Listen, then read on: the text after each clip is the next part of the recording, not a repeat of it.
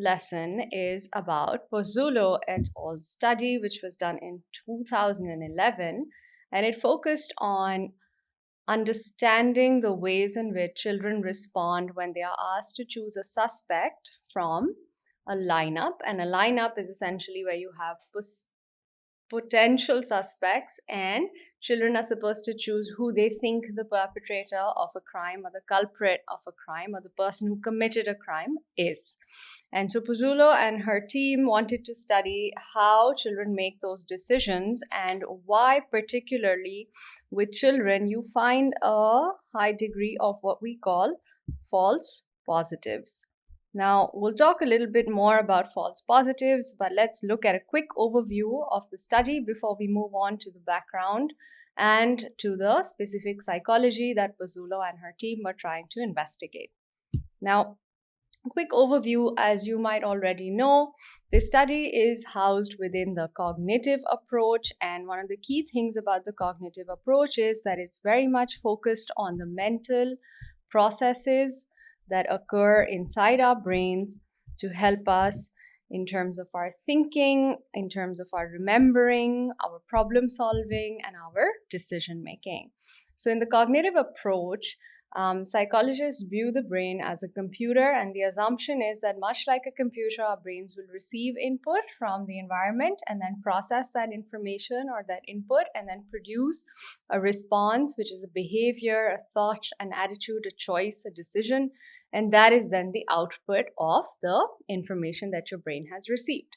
Now, Pozzulo had done a lot of previous research on how children in particular make decisions when they are asked to identify the criminal or the possible culprit of a crime. And the thing you should also know is that many crimes, particularly violent crimes, which span theft, vandalism, which is destruction of someone's property, or sexual assault, such as rape or abuse, will unfortunately occur with a child who is an eyewitness, and many times the child eyewitness is quite young, so younger than the age of 7.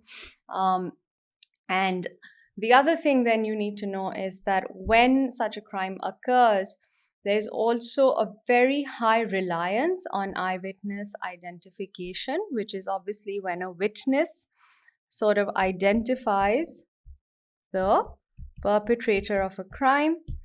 But the problem here is that many times the identification is done mistakenly, it's not correct, and as a result of that, you have what are called wrongful convictions. Essentially, the wrong people are put behind bars or are then serving time because they were identified for a crime that they did not actually commit. And another thing that you also then need to know is that when you have a lineup of potential suspects, but the actual criminal or culprit is not part of those, is not in the lineup, at that point then you will find that more mistakes will occur.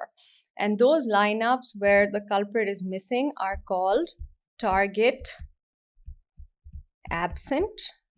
And we'll come across this term a little more as we move forward, so we'll keep on repeating it and you'll become more familiar with it. But when we're talking about what happens when you are confronted, when you as an adult or if a child is confronted with a lineup of possible suspects and has to choose the culprit, what is responsible for those mistakes occurring? Now, you should know it's not easy to simply separate the social from the cognitive, because at the end of the day, our brains do interact with the environment, and that influences our decision making. It influences the choices that we make. At the same time, it's important for us to understand, well, do social factors play a larger role, or is it actually just internal mental processes? Is it actually just our cognitive factors that lead us to make certain choices? And Pozzulo and her team wanted to figure this out, particularly whether it's social factors or cognitive factors. And so to figure this out, what they did was they conducted an experiment that included 59 children and 53 adults to compare how children behave as opposed to how adults behave. Now, before I really get into it, a quick thing about the key terms that you will sort of keep on coming across as we move through this study. Eyewitness identification, as I have mentioned, is simply determining whether and who the perpetrator is when presented with a lineup of suspects. You should also know that, well, when we're talking about lineups, there is a target present lineup where the actual perpetrator is in the lineup, and there is a target absent lineup where the actual perpetrator is not in the lineup. Lineups also tend to include people who are potential suspects, and the reason they are potential suspects is because they may be seen to match the sort of characteristics, the height, the weight, the skin color of the possible suspect. And the next thing you need to know is that false positives, whenever we come across this term, generally in psychology, we talk about a false negative as when you take a test of some kind and it shows you that you have a particular condition, but in actuality, in reality, you don't have that condition. And false positives, when we're talking about lineups, means that you are identifying a perpetrator who is not actually in the lineup. So you are making a mistake. So you can also remember false positives will also be referred to as an incorrect rejection rate, or the higher the false positive,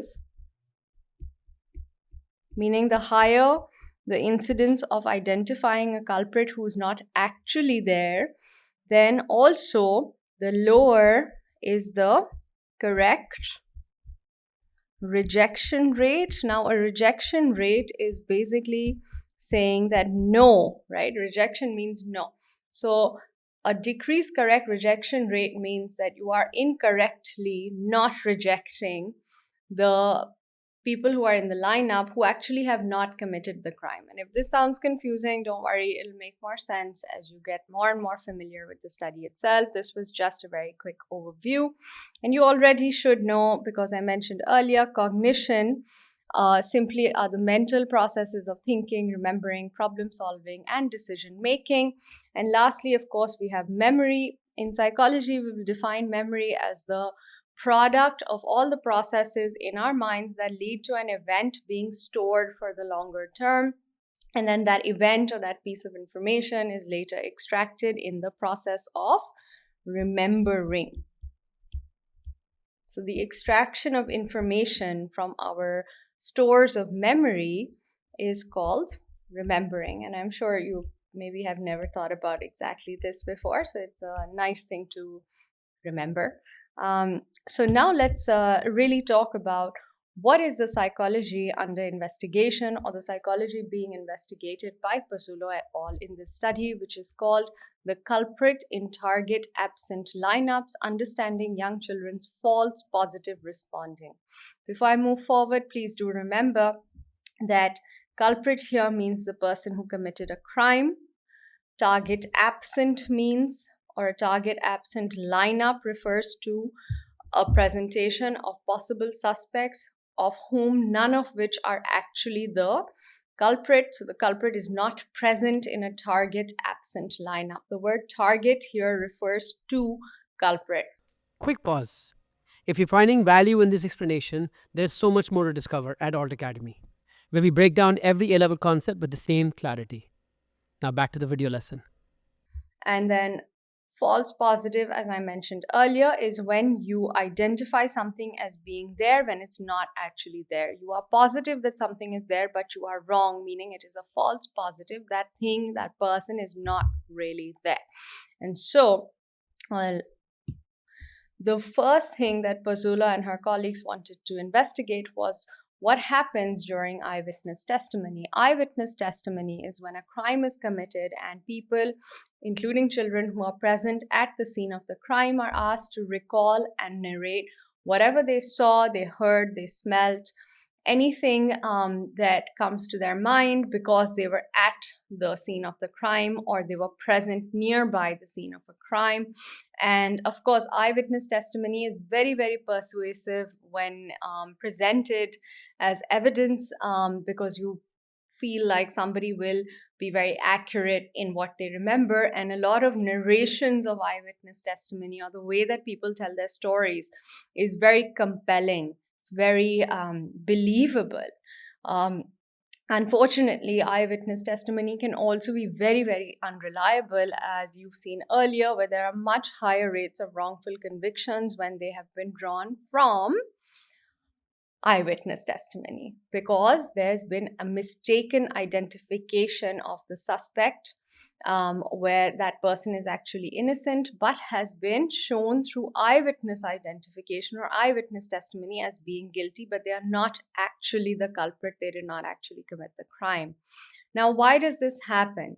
Remember, I mentioned that memory is the product of different processes that come together for us to remember an event or a piece of information.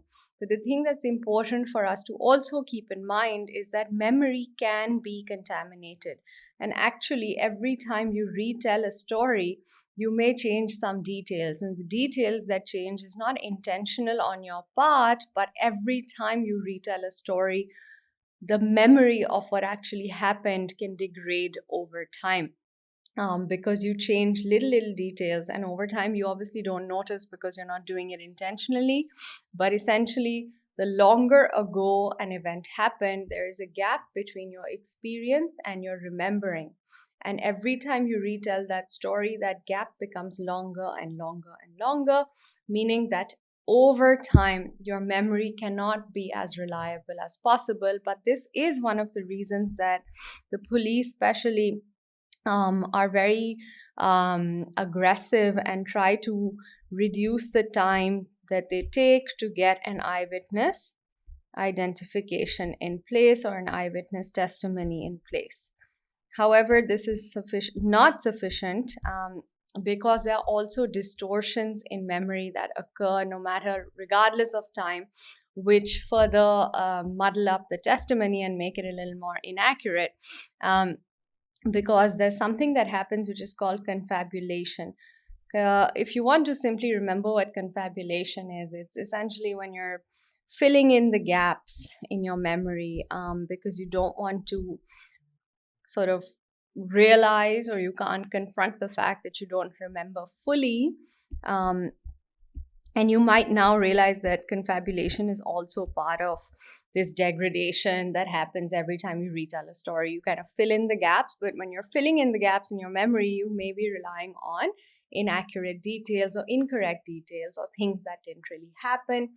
So another way to remember confabulation is, and you may be familiar with this term of false memory. Now, false memory is a very, hotly debated topic.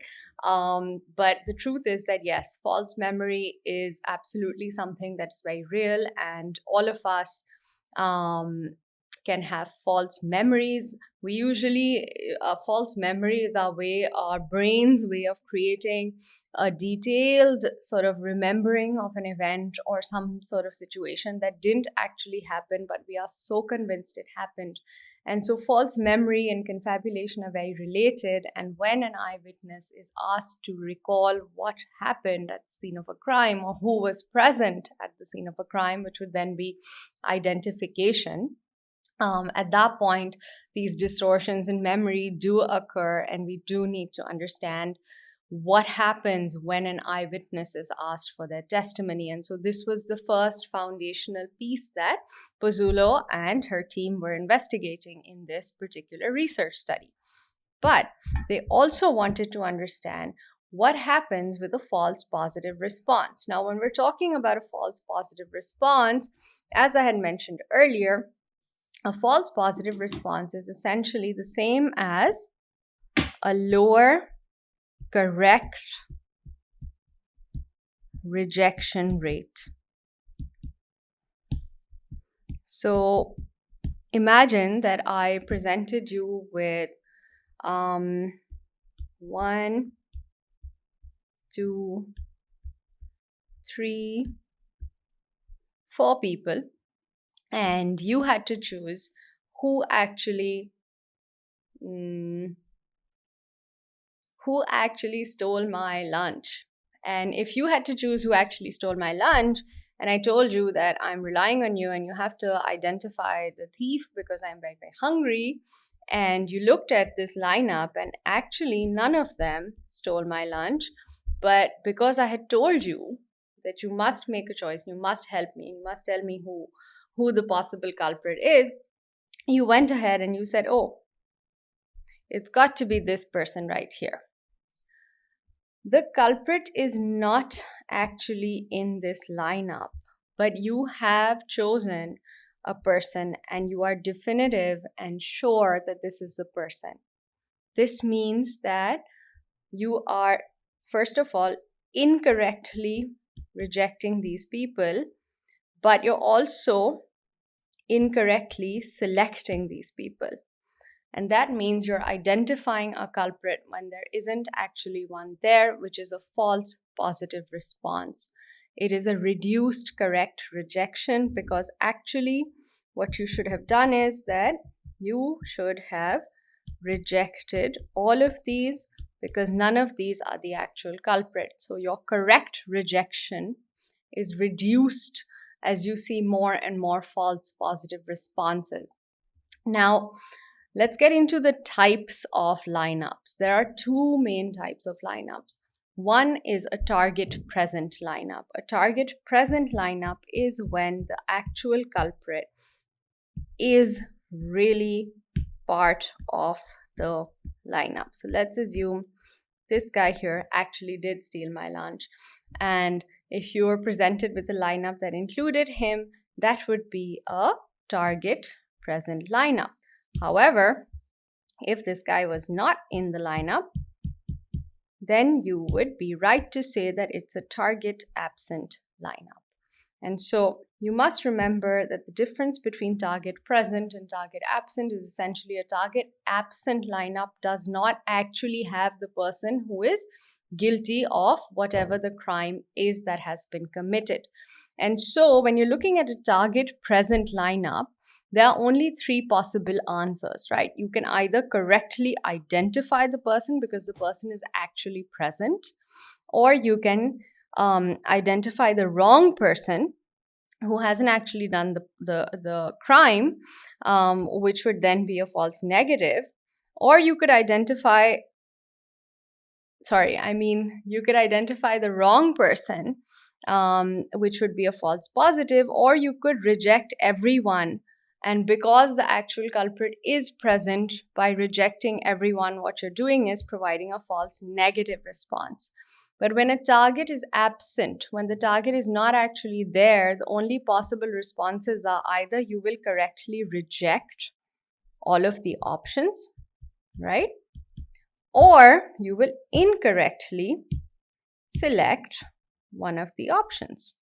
And so when you have target absent lineups, you see that there's a lower correct rejection rate, meaning that there are higher false positive identifications. People are more likely to identify a suspect who is not actually present. And this was something that Pozzulo herself in a previous research study had found.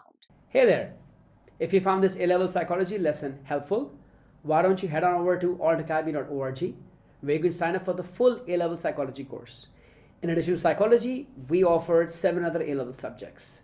Thousands of students have already taken the leap. What are you waiting for? I want to see you there.